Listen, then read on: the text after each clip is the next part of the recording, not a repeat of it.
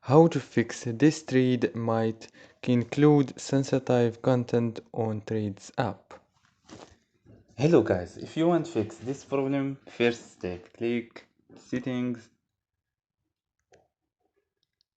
and click apps and notifications.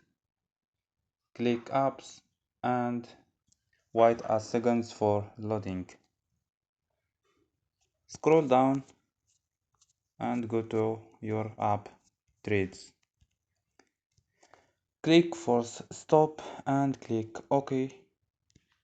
Go to storage and click clear data and click clear cache. After these steps,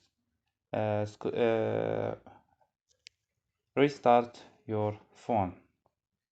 So don't forget like and subscribe. Bye.